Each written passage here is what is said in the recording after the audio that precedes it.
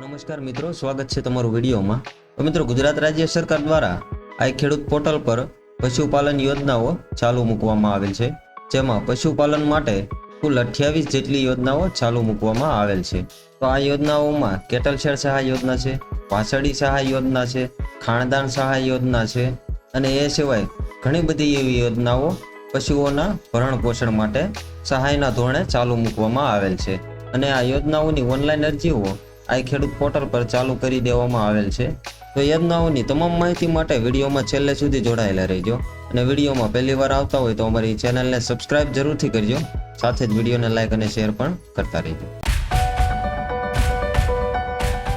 તો મિત્રો, આ ખેડૂત પોર્ટલ પર અલગ અલગ 4 વિભાગમાં આ યોજનાઓ ચાલુ મૂકવામાં આવે છે, જેમાં ખેતીવાડી યોજનાઓ છે, પશુપાલન યોજનાઓ છે, બાગાયતી યોજનાઓ છે અને મત્સ્યપાલનની યોજનાઓ છે। તો આપણે જે વાત કરી રહ્યા છીએ તે છે પશુપાલન યોજનાઓ, અને તે પશુપાલનની માહિતી માટે આપણે આ ખેડૂતના પોર્ટલ પર અહીંયા તે વિગતો ઉપર જવાનું રહેશે।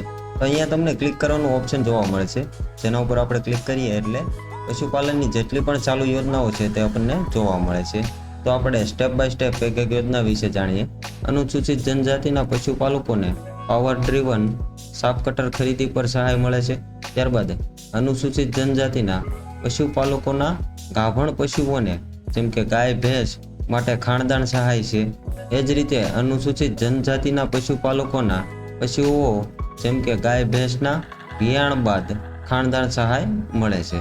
તો મિત્રો, આ જે ખાણદાન સહાય છે તે અનુસૂચિત જનજાતિ, અનુસૂચિત જાતિ કે પછી સામાન્ય જાતિના પશુપાલકો માટે એક જ સરખી સહાય મળવા પાત્ર છે, જેમાં પશુઓના વિહાણ બાદ અને ગાભણ પશુઓ માટે કુલ 300 કિલોગ્રામ 100% લેખે સહાય મળવા પાત્ર છે।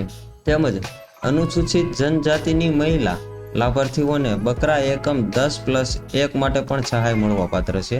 અનુસૂચિત જાતિના પશુપાલકોને પાવર ડ્રીવન સાપ કટરની ખરીદી કરવા માટે પણ સહાય મળવા પાત્ર છે અને અનુસૂચિત જાતિના પશુપાલકોના પશુ રહેણાંક માટે કેટલ શેડ અને પાણીની ટાંકી બનાવવા માટે પણ સહાય મળવા પાત્ર છે। જે આ યોજના હેઠળ કુલ 2 પશુ હોવા જરૂરી છે, જેમાં એક ગાય અને એક ભેંસ હોય તો પણ ચાલે। ત્યારબાદ 1 થી 20 દૂધાળા પશુ એકમની સ્થાપના માટે અનુસૂચિત જનજાતિના પશુપાલકોનો 12% વ્યાજ સહાય છે, જેમાં અનુસૂચિત જાતિ માટે પણ આ યોજના લાગુ છે અને સામાન્ય પશુપાલકો માટે પણ આ યોજના લાગુ છે। ત્યારબાદ જનરલ કેટેગરીના લાભાર્થીઓ માટે પણ બકરા એકમ 10+1 માટે સહાય મળે છે।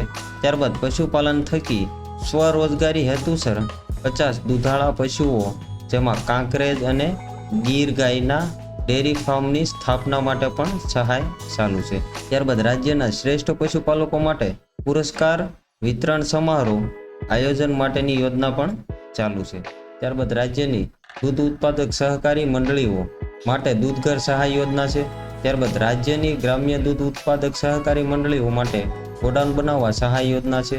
ત્યારબાદ રાજ્યવ્યાપી સઘન ખસીકરણ યોજના જે વાછરડા માટેની સહાય યોજના છે અને વાછરડી યોજના માટે શુદ્ધ સંવર્ધન દ્વારા રાજ્યની સ્થાનિક ઓલાદની ગાયમાં કૃત્રિમ બિજદાનથી જન્મેલ વાછરડીઓના પશુપાલકો માટે પ્રોત્સાહક યોજના પણ ચાલુ છે। જે આ વાછરડી યોજના હેઠળ પશુપાલકોને ₹3000 સુધીની સહાય મળે છે। ત્યારબાદ સ્વરોજગારી હેતુ પશુપાલન વ્યવસાય માટે 12 દૂધાળા પશુના ડેરી ફાર્મ સ્થાપનાની સહાય યોજના છે અને એ સિવાય મરઘા પાલન યોજના પણ ચાલુ છે, જેમાં 5 યોજનાઓ અલગ અલગ રીતે સહાયમાં મૂકવામાં આવેલ છે।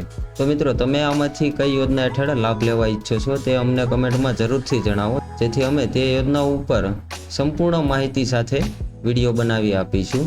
અને આવી જ નવી નવી યોજનાઓની માહિતી માટે અમારા સોશિયલ મીડિયા ગ્રુપ વોટ્સઅપ તેમજ ટેલિગ્રામમાં તમે જોડાઈ શકો છો, જેની લિંક તમને વિડીયોની ડિસ્ક્રિપ્શનમાં મળી જશે।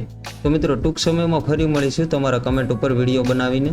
ત્યાં સુધી જય હિન્દ, વંદે માતરમ।